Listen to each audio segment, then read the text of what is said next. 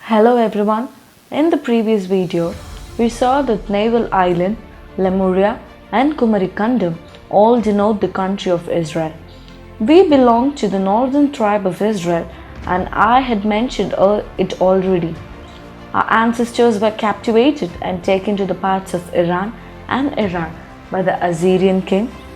These people migrated to South India through the Arabian Sea, and similarly, certain people reached the northern part of India through the Khyber Pass. When people migrated, Babylonians, Assyrians, and Moabites would have come along with them. But as in the case of South India, purely the people of Israel have occupied. Now we are going to see the proof for all these things. As soon as they migrated, they had built a temple to worship God. And now we are going to deal with the temple in a detailed manner. King Narasimha Pallava of the 7th century AD had left the clues as to whom the temple belonged to. This temple is located near Mahabalipuram, which is 5 km ahead of this temple. This temple had been destroyed twice by tsunami, and the big rock were seen after the 2004 tsunami in Tamil Nadu. Reading the inscriptions on the stone, the archaeological survey had been taken, and they also found that this temple is the oldest of all. The temple has a sanctum sanctorium, holy place, the courtyard, and the altar of burnt sacrifices. The temple faces the north side, and there is a veil or Murugan's veil built in black stone. And a statue of Nandi has also been found in this temple. Next important thing to note is that the most holy place, or the sanctum sanctorium called as Garbhagriha, has no sign of any statue kept for worship, and the archaeological department has also not found any. This seemed to be a controversial topic, and so let us deal with it clearly. These Israelites does not do idol worship. God gave the 10 commandments to Moses, and these commandments were kept inside the sanctum sanctorium. But the Ark of Covenant were with the southern Israel when the kingdom was divided into two. So King Jeroboam, who ruled North Israel, built worship places at Dan and Bethel, thinking that people would change their minds if they go to Jerusalem to worship God. So he made 2 golden calves and made the people of Israel to worship them. Altar was built and people offered sacrifices to these calves. This is what we see, that the sanctum sanctorium does not have any inlets or outlets because of the absence of the Ark of Covenant. The place was left empty. The veil is kept to denote that the temple was built by Israelites. Veil, Israel. We can see that the people had offered sacrifices to calves with the statue of Nandi and the altar. Knowing its importance, the Pallava and Chola kings gave gifts and also had made arrangements for renovation, but the temple was unfortunately destroyed by the larger waves of tsunami. 300 meters away from this temple is another proof as to whom it belonged to, and we will deal about it in a detailed manner. This is a tiger cave and is the site of UNESCO. It is said to be a tiger, but it's not so, because only the lion has a broader front part and a narrow part at the back when it sits. The one part of the cave has a stone sculptured on it, lion and the throne. Singam plus Asanam, Singhasanam, that is, the throne of a particular king. Tamil language has words with deeper meanings in it. Then to add more details to it, 2 faces of elephants had been sculptured. These 2 elephants denote 2 kingdoms. The books in Tamil literature has many references to these 2 kingdoms. These 2 kingdoms are North Israel and South Israel, also known as Judea. To know to whom the throne belonged to, we must take a look on the elephant facing the north side and the throne to the side of it, so we can conclude that the sculptures were done by the northern Israelites. We can see that the top of the throne was round at the back and the 2 lions on either sides of the armrest, and it had 5 steps at the bottom. and when we see around the throne, there will be 11 lions sculptured. This throne belonged to the kings of Israel, and we shall see about it. Now, we shall see about the number of tribes in Israel. Reuben, Simeon, Levi, Judah, Issachar, Zebulun, Joseph, Benjamin, Gad, Asher, Dan, and Naphtali. Among these, Israel or Jacob blessed the sons of Joseph, Ephraim and Manasseh at his deathbed, and made them the head of the tribes like Reuben and Simeon. So, from the heads of the tribes, 12 became 13 in number. These 13 tribes were ruled by 3 kings when it was a single kingdom. The first one is King Saul, the next one is King David, and King Solomon, the son of King David. The kingdom of Israel was divided into 2 during the reign of King Solomon. Judah and Benjamin tribe formed the southern part of Israel. The remaining 11 tribes form the northern part of Israel.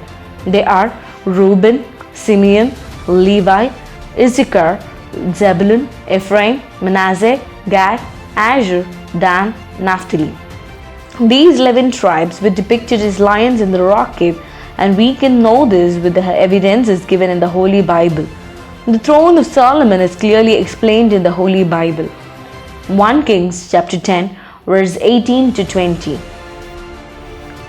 Moreover, the king made a great throne of ivory and overlaid it with pure gold. The throne had 6 steps, and the top of the throne was round at the back. There were armrests on either side of the place of the seat, and 2 lions stood there, one on each side of the 6 steps. Nothing like this had been made for any other kingdom. King Solomon built this type of majestic throne, and that had 6 steps and 12 lions on either sides, and 2 lions on either armrests. 12 lions denotes 12 tribes of Israel, and it is to be noted that nothing like this had been made for any other kingdom. From this, we can understand that no other kingdom had thrones with lions on either sides. The similar stories of Vikramaditya and his throne is widely known in this country. The 2 kingdoms are North and South Israel. From the biblical reference, we can know that there were 11 tribes during the time of King Jeroboam, king of North Israel, and so only 11 faces were sculptured. Now, we can see about the references given in the books of Sangam literature.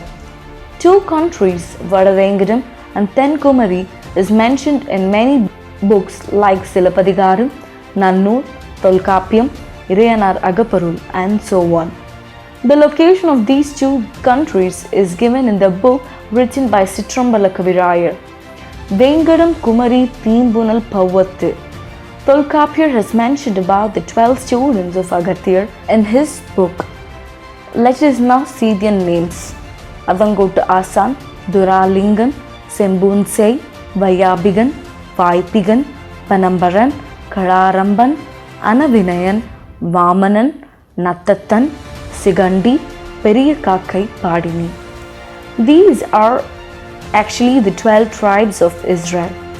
Israel was divided and the lands were given to the 12 tribes, and the names of these inheritances is given in Tamil in Nannul, and also mentions about the 3 kings or Movenda who ruled the country, and about the sons of Leah and Rachel, and about the sons of Joseph who were also raised equal to Reuben and Simeon.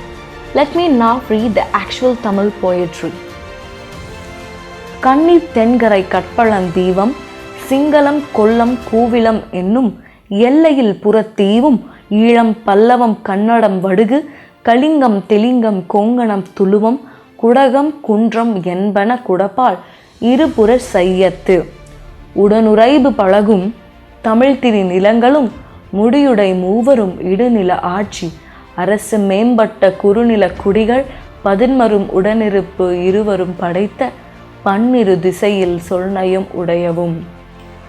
The poetry also mentions about the names of the 12 lands divided and occupied by them. They are Singalam, Kollam, Kovilam, Elam, Pallavam, Kannadam, Vadagu, Kalingam, Telingam, Konganam, Tulumam, Kudagam, Kunjam. Levi was not given any inheritance because God was their own inheritance. Tribe of Manasseh had inheritance on either sides of River Jordan. Irunilla Achi or two kingships indicates North Israel and Judea. Mudiyudai Mover or three kings denotes King Saul, King David, and his son King Solomon. These three were anointed as king. After these, King Jeroboam from the tribe of Ephraim was made the king. Kurunila Kudigal Padimundru or the 13 tribes denotes the tribes of Israel. This poetry totally describes about the 12 tribes which became 13 and the 12 inheritance. From this, we can conclude that the homeland for Tamil people is Israel and the throne was sculptured so as to denote that we had come from Israel. After this, we are going to take a look on the Shore temple and the depiction of Vishnu and Shivalinga inside the temple. 100 meters away from the tiger cave is a Shiva temple, and the temple is a symbol of the people accepting Saivism at those times. Saivism and Vaishnavism were started during the 7th century AD, and it has its source from the northern Israelites. They had the practice of offering burnt sacrifices, but after knowing that God had come into this world and had died for their sins, certain people accepted this and they were the Shaivites. People who did not accept this Jesus followed a sect called Vaishnavism. The kings during those days accepted the fact that the final sacrifice or Jesus is over and so no more sacrifices were needed, and so they followed Shaivism and built temples. Generally, in those temples, the statue of calf is kept, which is called as Nandi. The throne, the old temple, and this Shivan temple also come to a common conclusion that Jesus, Son of God, had come into this world and He died for our sins once and for all and rose up on the third day. We shall see even more interesting facts about the Shore temple in the upcoming videos.